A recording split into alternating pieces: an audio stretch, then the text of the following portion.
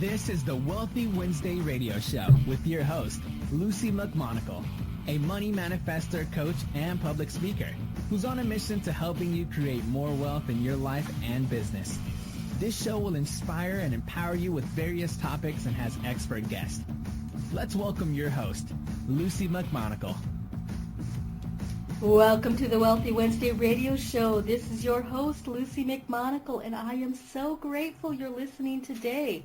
Thank you for deciding to be here today. I am so excited. We have such an incredible guest. Her name is Christina Jandali, and she is absolutely amazing. She's the founder of Deliver Your Genius, and she's also a business growth strategist. She works with coaches, consultants, and other service-based entrepreneurs who are the center of their brand. She's best known for her results-oriented strategies that generate momentum, shift mindsets, build confidence, visibility, and increase her clients' bottom line. She's on a mission to empower women to unleash their power, differentiate themselves in the marketplace, and turn their business dreams into a reality. Welcome to the show, Christina. Hi, Luci. Thank you so much for having me. I'm really excited to be here today. Oh, I'm so excited. I'm so honored that you've taken time out of your schedule so that you can really help women unleash their power for the Wealthy Wednesday radio show. I've been so blessed with you being able to contact me and be here. I would really like to ask a few questions and have our audience really get to know you and what exactly you do and how you truly unleash the power in women. Sounds fantastic. I love it. Let's get started. Fabulous. So I've heard you say the phrase, love what you do, get paid what you're worth, and still have time for the rest of your life. So where does that come from? Yes, Luci, that is definitely a phrase that I live by. And for me, it started a while ago. I was in a corporate job, and I would say I was stuck in a cushy corporate job. And I knew that I was meant for more, but I made family my priority, so I pushed aside my desires for more. And the truth was, I was probably afraid of really going for it. What if I failed? What would people say? Can I really do this? But I wasn't happy, and I was really waiting for someday to come. I was waiting, I wasn't sure exactly what that was, maybe to be discovered, to be able to have the life that I wanted. It wasn't until after having my first child where I knew that I wanted to set an example for my daughter and really pave the way of possibility for her. I grew up with this belief that your passion, doesn't pay the bills. And so it took me a while to overcome that. And when I was off on maternity leave, I had some colleagues at the time ask me to do some consulting work for them. And I did it, and I just loved it, noticing the difference that I was making in their businesses, and I was hooked. So I decided to launch a business. But I kind of went through a period where I struggled selling myself. It felt so personal. And I struggled to know where I really added the most value and how I could differentiate myself in the marketplace. And not only that, I found it hard to balance growing a business with having a baby, a toddler, a husband, and all these other responsibilities in my life. So I eventually chose to invest in a mentor. And when I did, everything really changed for me. My business started to come together. And I remember reading Sheryl Sandberg's book, and her mentioning the lean in, and she was talking about you can't have it all, that something has to give, and that really stirred a fire within me to prove her wrong, because I do believe that you can have it all. And the trouble is that most people aren't clear enough to know on what it is that they truly want to be able to have all of what they want. So women tend to deny their desires. They make it wrong. They think it's maybe they don't give themselves permission to buy maybe material things that they want, like certain clothes, designer purses or shoes or going out to, fancy smancy, 5-course dinners or traveling or just those freedoms that they want. They don't really give themselves permission to have it. And what happens is those internal money stories keep you from having what it is that you truly want. And the truth is that money, the truth is really money is what creates freedom, and it's what allows you to have a bigger impact on the world. So, going back to your question, that phrase to me really emphasizes what is really possible. You can have it all that you desire, but first you just must know what that is. Exactly. And it is really, really important to be very crystal clear on what precisely you desire in order for you to really go for it. Because if you have kind of like I'm not sure what you kind of want, you sort of kind of know what you want, it's really hard to drive that compass in that one particular direction. And that sounds like we're both experiencing the same thing, where you can truly have it all. And when you have money, you can make the impact on the world that you desire. Exactly what you were saying too, that there's not really that place for the, if you want to truly be successful in your business and your life and have what you desire, there's not really that place to have the wishy-washy, maybe this, maybe that. You need to really tune in and listen to your, listen to what those whispers are for you and what it is that you truly desire. Exactly. So that kind of brings us directly to another question that I'm how exactly do people figure out what do they want? Great question. So, and I guess it kind of comes down to, what does success look like for you? And sometimes it's really hard for people, and it seems like it would be something that's so simple, but it's really hard for people to have a clear understanding of what that is. And I find sometimes it's easier to figure out what it is that you don't want first. Start on the opposite side, and somehow it's much easier for people to list off all the things that they know that they don't want to have, and then it's easier to look at that list and be able to create a list that's like the opposite of what it is that you don't want. And for those of you that really like the idea of dreaming or thinking about what other people have, sometimes it's good to take a look at who is it in your industry, or who is it of mentors or people that you've looked up to in your industry that you're perhaps maybe a little bit envious or jealous about, or that you wish that you could have what they have. One of my mentors once taught me that jealousy is the sign of what it is that you truly desire. And that really hit home to me, because I remember looking at other people's stories and thinking, everyone's heard these, 0 to 100 stories of going from nothing to, creating everything in their business and being super successful. And it almost seems like it's this overnight story, and they have all, they've impacted the world, and they've made changes, and they're helping people on a grand scale. And so when you're looking at these people and you think, why not me? Think about what it is that they have that you would like, and that's a great place to be able to start thinking that if they've done it, then you know that it's possible for you. Think about who's in your industry that you admire. Why is it that you admire them? What does he or she have that you want? And just be honest. Don't make it wrong. Just really be honest with what that is, and knowing that it's possible for you. Think the first time that I think it was Roger Bannister that did the first 4-minute mile. And for him, it seemed like to most people that was something that wasn't possible. It hadn't been done yet.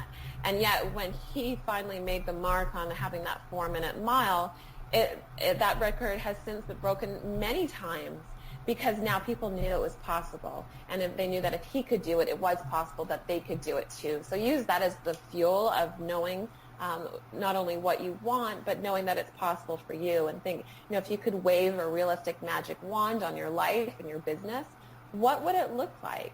And it allows you to dream a little bit. And that's one of the questions that I often ask clients when I work with them is, if they could wave that realistic magic wand, say from, 1 year from today, on a specific date, what would it look like? What would have had to have happened for it to feel like it was their best year ever?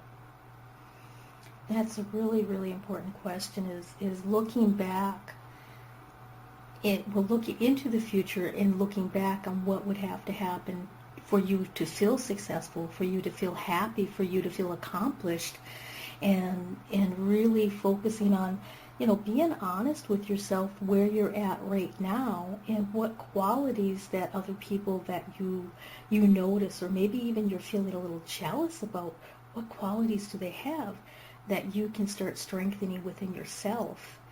And, I feel that that's so incredible, that that's an easy way to figure out how to decide what you want, and also using the starting point of listing what you don't want first, so at least you have some place to start. I like that. That's really incredible. So I would like to know, I've heard you talk about the differences between masculine and feminine structures, but I really couldn't quite understand how exactly this is put together. Could you explain that more in depth for me?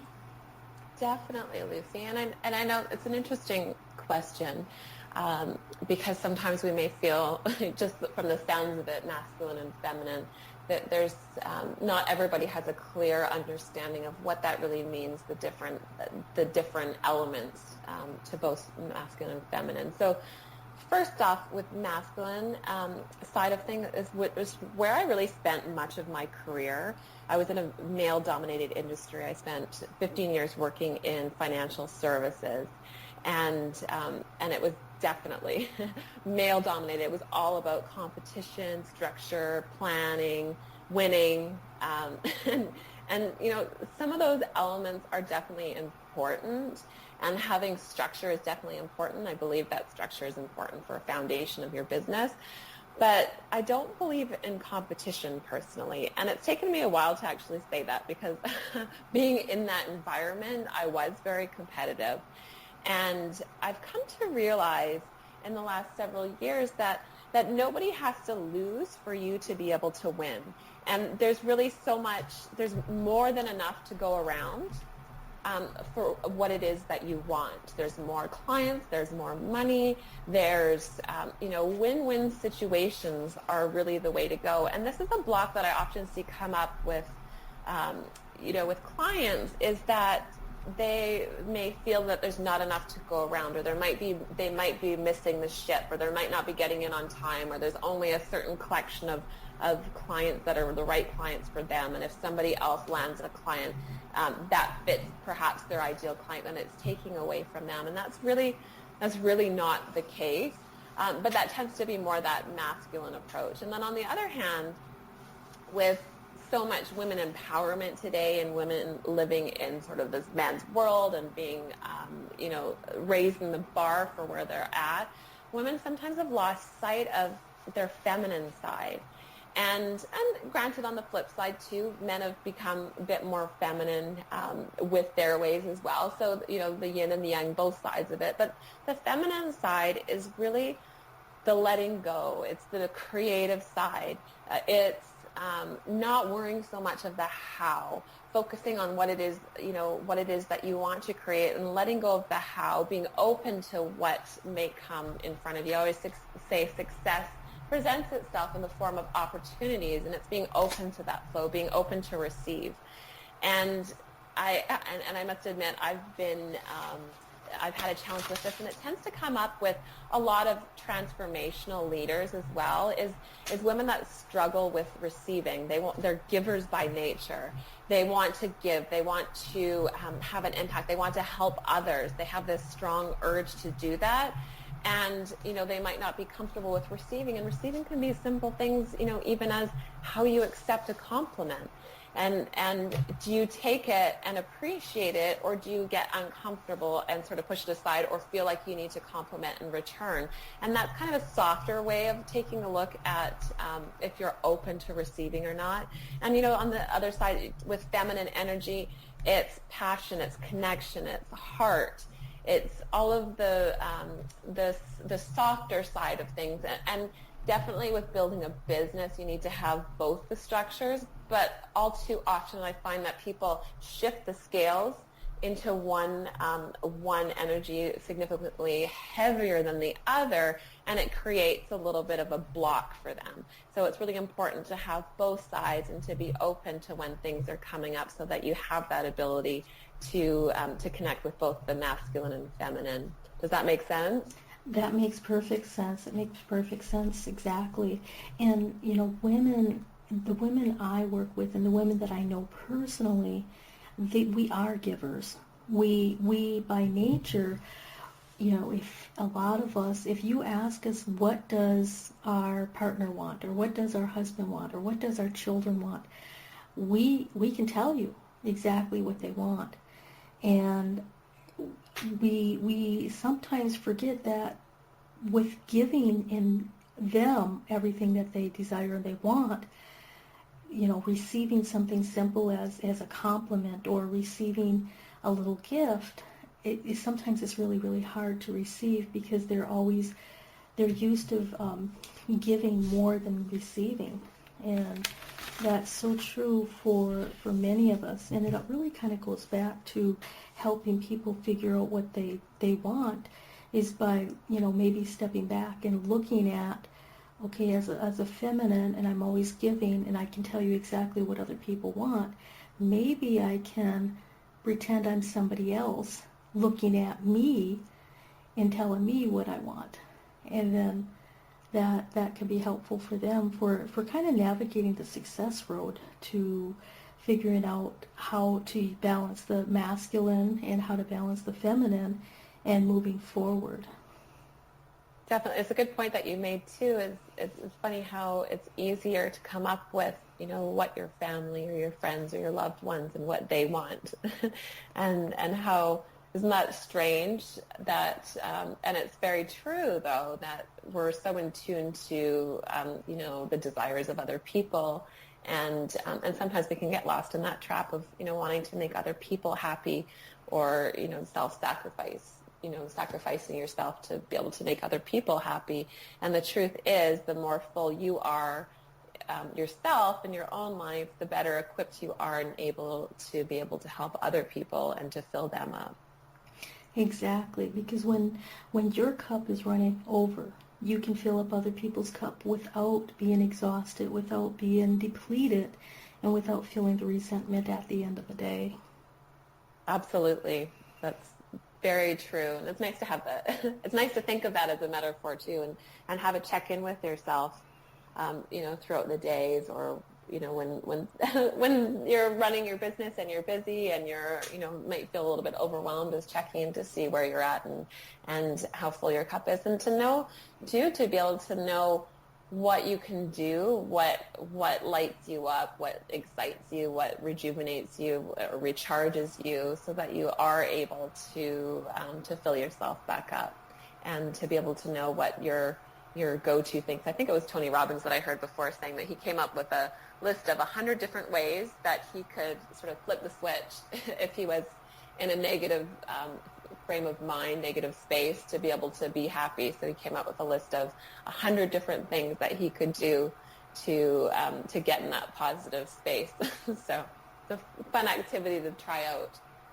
That is really a fun activity to try out, 100 different ways on how you can become positive when things aren't going the way you thought they should. Yep, that's a good one. I actually have exercises on 100 different ways on creating wealth, but I think I might add that to 100 different ways to make yourself happy. You mentioned just a little bit ago that you need to check in with yourself to see where you're at. Do you have a certain technique that you use for helping people to check in with themselves, or how do you explain that to a client to check in with herself? That's a great question. So I find that just having check-ins with yourself in the sense of really just getting present in the moment. So often we get carried away with the doing. There's always the doing. There's always busy work. There's always stuff that's on the go. Our minds get drifted off into, what it is that we're working towards and what we're creating. And sometimes that takes us out of just being in the moment, being in that present time, to have a check into where you're at.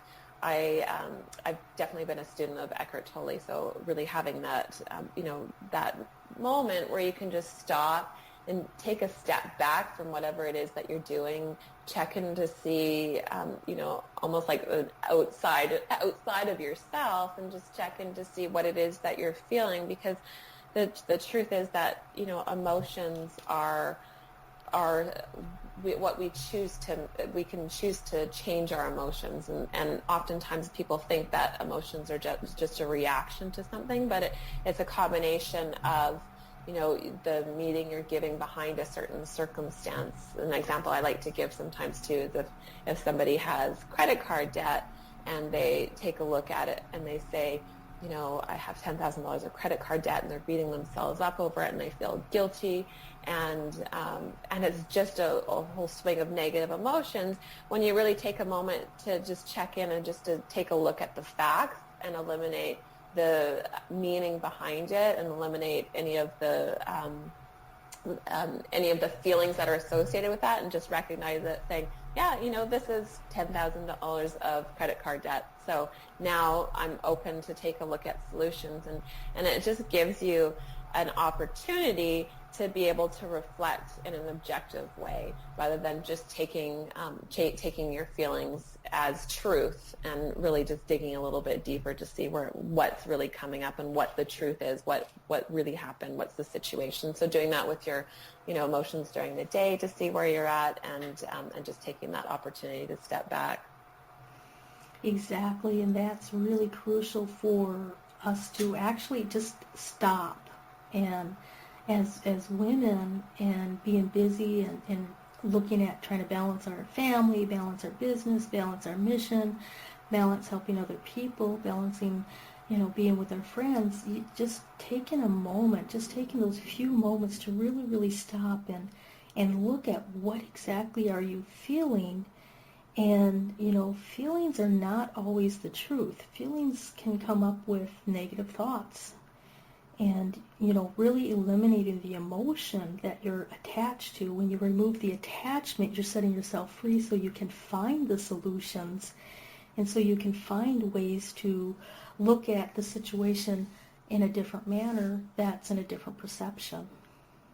Absolutely. And it's great talking about this too, because it doesn't matter who you are, how far along the road you are in regards to business development, or how much success you've created. Every single person out there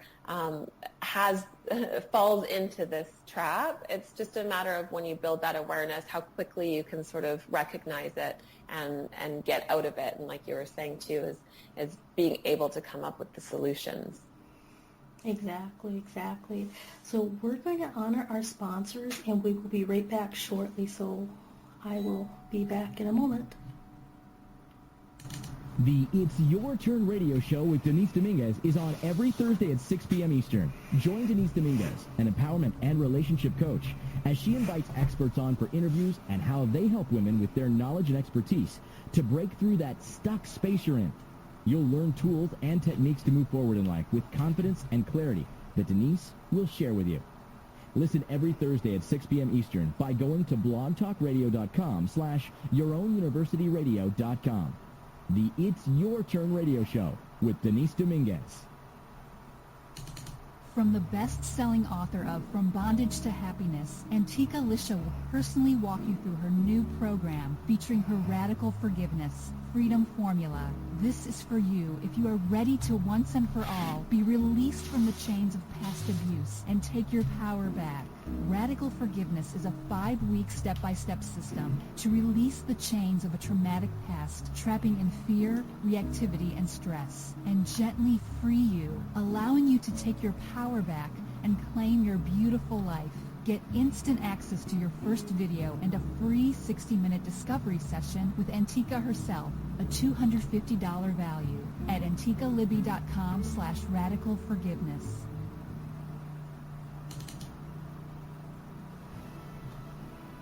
Be you to the fullest.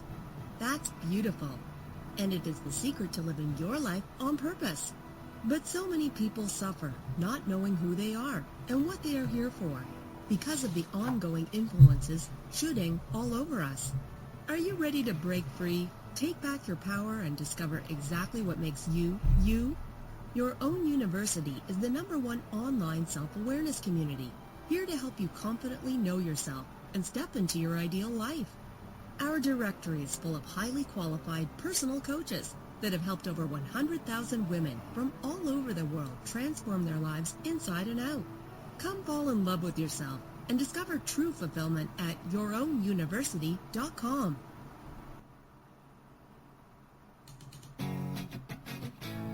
Luci McMonagle is a money manifestor, coach, and public speaker, and it's her passion to educate others how to manifest more money. She is on a mission to inspire and empower you with her Wealthy Wednesday e-zine and radio show.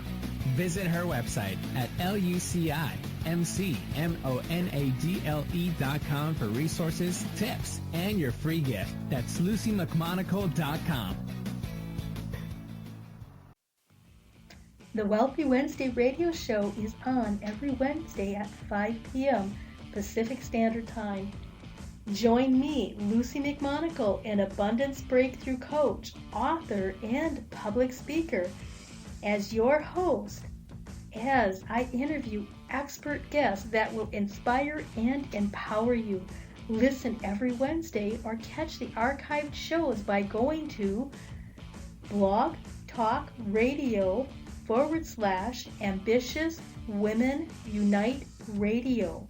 That's blogtalkradio.com /Ambitious Women Unite Radio. Join me, your host, Luci McMonagle, for the Wealthy Wednesday radio show every Wednesday. Welcome back to the Wealthy Wednesday radio show. This is your host, Luci McMonagle, and I'm so excited you're with us today. Thank you for listening in. We have a phenomenal guest today. Her name is Christina Jandali, and we were talking earlier about how people can really stop and notice what you're feeling and eliminating your attachment, your emotional attachment to situations so that you can find solutions. And I would like to welcome Christina back to the show. Thanks, Luci. Absolutely. So I'd like to continue a little bit more on having people, stop and feel what they're feeling, but also what exactly stops people from acquiring the wealth that they desire? The $1 million question. Yes, the $1 million question. Maybe 2 million if you're really good. There you go. So what stops people from acquiring wealth? That's definitely a big question. So false beliefs, I would say, is a huge thing that really stops people from acquiring wealth. Those beliefs that it's not meant for you, or there's, what we were talking about earlier, there's not enough for everyone, or perhaps those that have, that might be religious, they don't feel that it's in line with their beliefs, or that you need to hurry to make money, or it's a struggle, or, that you can live in sort of this poverty mindset of, watching all your pennies and being very cautious of any spending and always trying to find the next bargain. And all of those beliefs are really blocking you from acquiring wealth. I always encourage my clients to go back and take a look at their money story. And, what happens is when we're growing up to the point we're about 7 or 8 years old, all of what we've taken in up until that point has been considered truth. It's what we've accepted as truth. So there's, experiences that we've had, what we learned. So if you can ask yourself these questions is, what did you learn from your parents about money? What did you learn from your father and from your mother about money? And what you learned from them may be different from what they said to you. How did they talk to you about money, or did they not talk to you about money? What did you observe? What about your, grandparents? What did you see? Was it, fighting about money? Was there guilt about spending? Was there beliefs about what money should be spent on and what it shouldn't be spent on? I think this is a big one for people. Often we have this acceptance of, splurge on certain things but not others, and what were your first experiences. And it's really getting clear as to what those are and not taking them as truth, and how we were talking about before about having that check-in, really checking in and asking yourself, is this truth? And most oftentimes, as you can take a look and you can find so many different inspirational stories of people that went from nothing to creating a lot of wealth, and yet there's they've overcome certain beliefs, or they've had this expectation of what it can be. So really going back and observing what it was that you learned as a child, and acknowledging or recognizing that it's not your story, and choose to create your own story by the inspirational stories that are around you.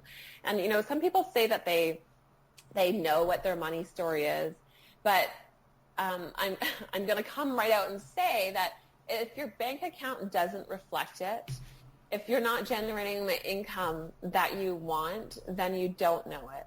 And it's, be conscious and accept what beliefs are truth, and that are a compelling way of being able to see or think about wealth creation, and reject or create new ones that are more empowering on what it is that you want. So, why do you not have more right now? What comes up for you when you ask that question? Why you don't have more money right now? And underneath the people and the situations, just think about what is it, and own what that is. What are you, what is it that you might be afraid of? And people always move away from pain. So if you have pain associated with wealth and abundance, you will move away from it. And a big thing that comes up for people is often, we talk about having fear of success and what you might have to give up, or would you have to change friends, or would, what would change in your life if you had that? Would it mean that you have less time? And does it really mean that you need to spend more time to create wealth? And so it's almost like this circle that goes around, and until you take a moment to step out of that and take a look in on what that is. And oftentimes people think, that they need more experience before they can get started with launching their business or up-leveling their business to get to the next phase. But really it's about courage and just getting rid of the excuses and step into accountability.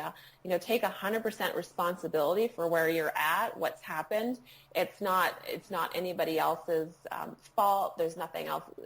Don't hold blame on anybody. Just stop right where you are right now. Take full accountability, and then you can move forward and move towards what it is that you've decided that you want based on what we were talking about earlier. Exactly. One of the hardest things is to not blame it on your childhood, or not to blame it on your parents, or expecting your parents, they should have directed you better. They should have. And your parents couldn't have directed you any better than what they were directed. If they don't have the knowledge, if they don't have the skills or the abilities, and if they weren't ever positioned for success or groomed for success, they certainly couldn't do it for you. Absolutely. That's such a great point there. And yes, I know we're talking about kind of going back on where these stories came from, but it's just to unearth what it is that's there. And like you're saying, Lucy, definitely there's no place for blame, and it doesn't take years to build wealth. It can take years, but it doesn't take decades. It's not going to take a lifetime to be able to build wealth. It can happen very, very quickly when you have the right tools and structures in place to be able to create that. Exactly. And, really, if you have the right tools and the structures, making $1 million within 3 years is extremely easy when you have those structures in place, when you have those tools in place, when you have a strategy plan. And, speaking about strategies, and because you're a business growth strategist, now how do you think that your background in finance helps you as a business growth strategist? And does everybody have to have a background in finance in order to become successful in a business? Great question. And no, not everybody needs to have that background in finance at all. What I found probably the most helpful for me in having that background is it really opened up my awareness to possibility. I remember when I first started working in finance, I started in an administrative position, and I really started at the bottom and worked my way up. But I remember maybe I was a week on the job, and I was preparing some statements for the advisor that I was working with, and I was going through and preparing all these documents, and I remember looking down at this statement, and I was blown away. I had to count the zeros and count them again. And this particular portfolio had just over $12 million of assets in this account. And to me at that time, that just seemed so far out of the norm of what could be possible. And I remember just staring at it for a minute, thinking, wow, and kind of dreaming, like, what would life be like if you had that much money? And, got really curious, where did these people come up with this money? And the more that I started working with different clients and really building a business in that world of finance, I started to realize that these affluent people they're just normal people. They were normal people with normal lives. Many of them didn't go and live lavish lifestyles. Some certainly did, but everybody was different, but they were just normal people. And I think that really shifted one of my old beliefs of thinking that sometimes that wealth came to people because perhaps they weren't as nice or they took it away from somebody else to have it. And so I think that my time, especially the earlier years in finance, it really helped me kind of change my money story and realize what could be possible. I remember seeing $50,000 turn into $1 million in the span of a few months. And on the flip side, I saw millions of dollars dissolve overnight when we had the tech crash and then the stock market crash in 2008. And so I've seen things go from nothing to huge amounts and large sums of money dissolve. But those people with a healthy wealth consciousness, they bounce back. And that's what really fascinated me, as they recreated their money. And I know for me in my own life that I was a self-made millionaire by the time I was 26. And following that, I actually did go through a split, and the market crashed, and I lost most of it. But I was able to rebuild it, and I started to realize that it's built on principles and it's built on structures. And those people that expect losses seem to keep having them. There was always clients that, that were negative about money and expected to lose, and it would just keep perpetuating. And then there was clients that nothing could ever go wrong for them. And I started to realize it's more than just, it's definitely the tactical side of things, but there's more than just that. It's your mindset and your wealth consciousness. And they're looking on both sides of that really helped me realize the importance of that wealth consciousness. And the more I observed this, the more I realized there really was a science behind this. And if you want to get to a place that you've never been before, if you haven't created that wealth before, then you don't necessarily know how to get there, and you do need to relinquish control, let go of your ego. We all do have an ego.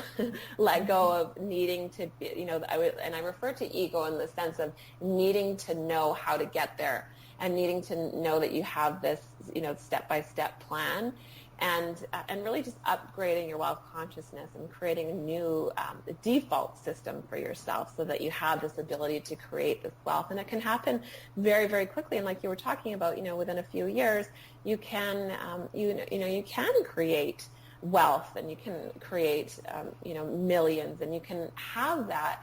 And it's, if other people are doing it, if you've heard other stories of somebody doing it, then know that that's possible for you too.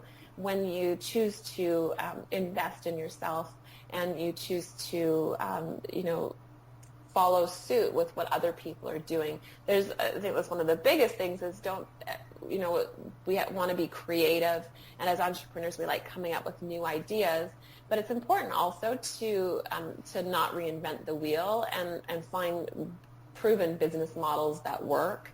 rather than trying to recreate something from scratch. You can always, make things better, and there's room to be creative in what it is that you're putting out and the way that you deliver your message, and all that is available to you. But the actual systems that you use, take a proven business model and use that as your framework so that you can create that wealth.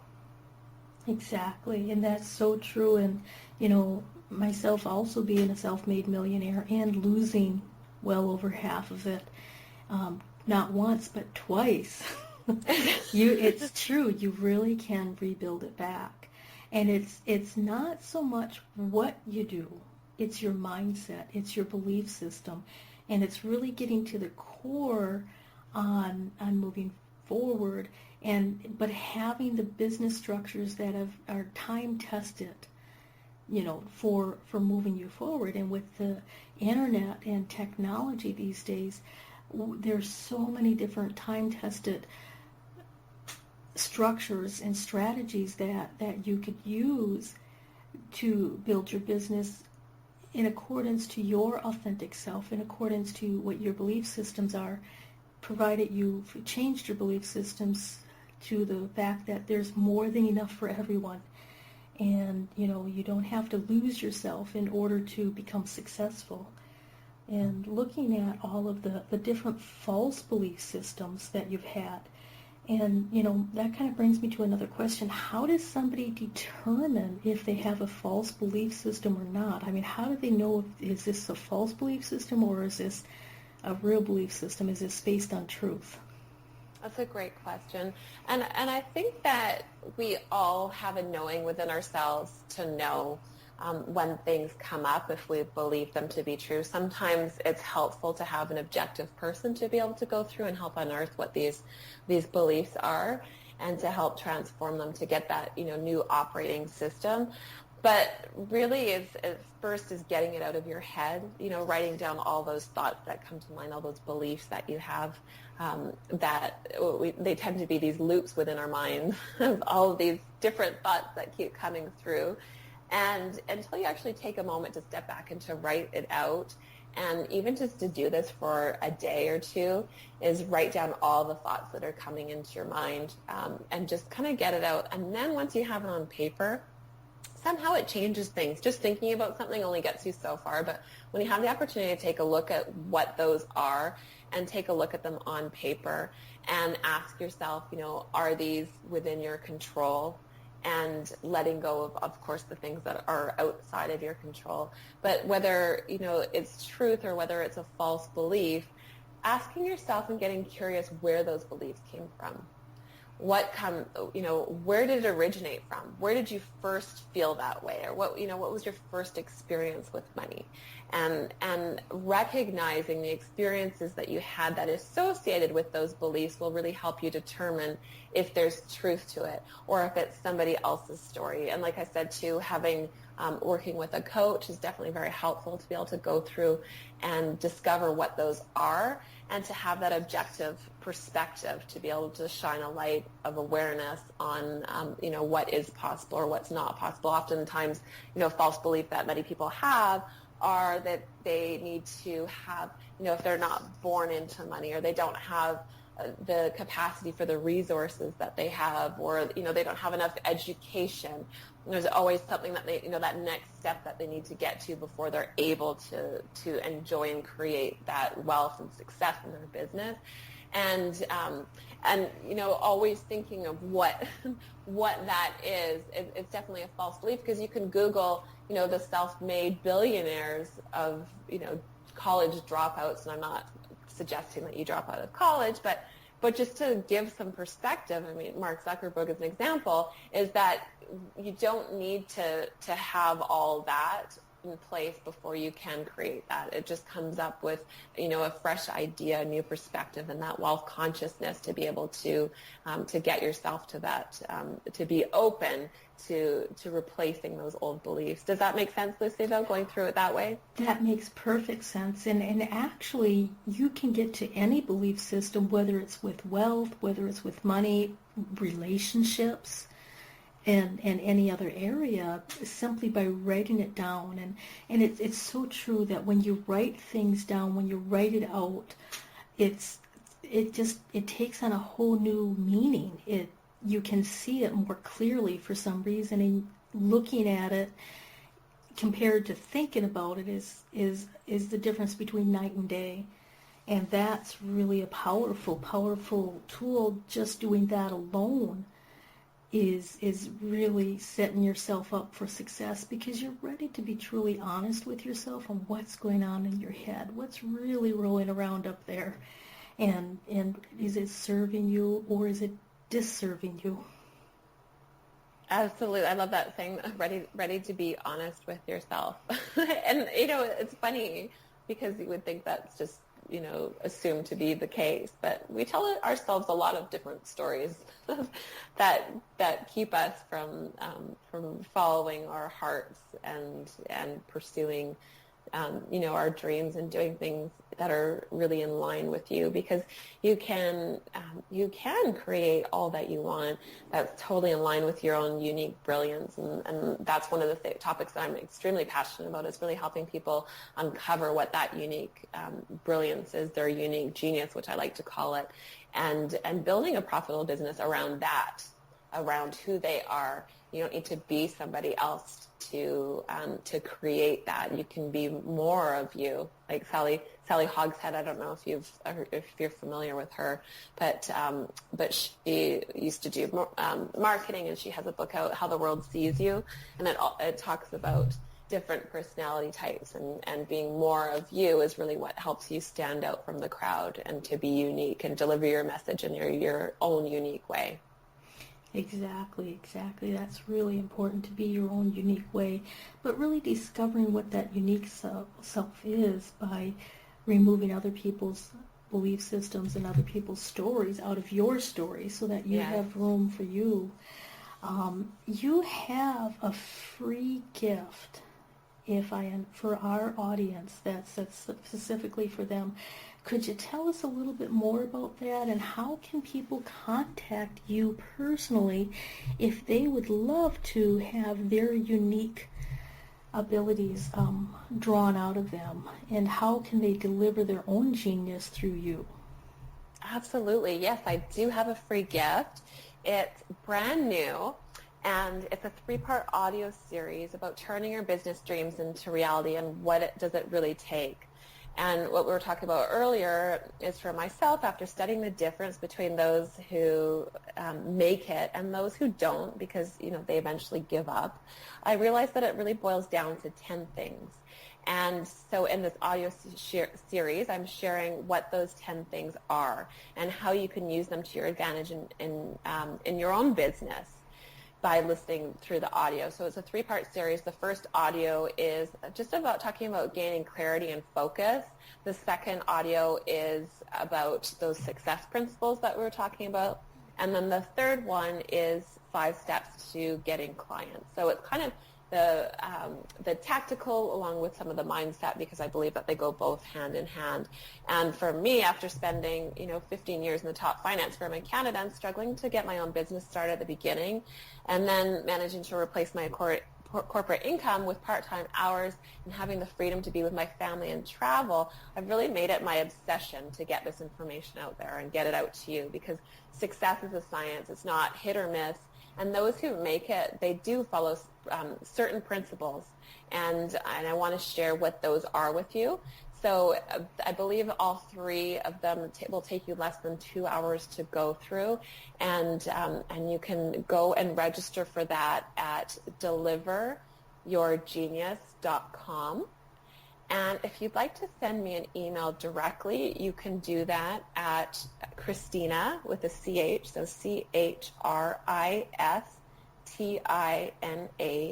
at deliveryourgenius.com, and I'd be more than happy to connect with you and to help you uncover what blocks might be in your way, and to really help you uncover what your unique genius is. So thank you, Lucy. Absolutely. That is so fabulous. Is there anything else that you would like to leave with our audience? I think the one thing is kind of going back to that initial question that you were having about my favorite phrase, and I just love to leave people with that, is just saying, love what you do, get paid what you're worth, and still have time for the rest of your life. That's so incredible. That's so incredible. Thank you so kindly for being on the Wealthy Wednesday radio show. It has been such an honor and a pleasure, and I personally am going to be signing up for the free gift too, because that is such important information that really needs to be out there for the world, and I will definitely let all of my fans know about it. So thank you. Thanks, Lucy. It's been my pleasure being here. Thank you for having me today. All right. Well, until next time, we will talk to you next week. Thanks for listening to the Wealthy Wednesday radio show with Luci McMonagle. That's on every Wednesday. Join us next time for more inspiration and empowerment from various topics and expert guests. To personally contact Luci McMonagle, visit LuciMcMonagle.com. That's LuciMcMonagle.com. Until next time, many blessings.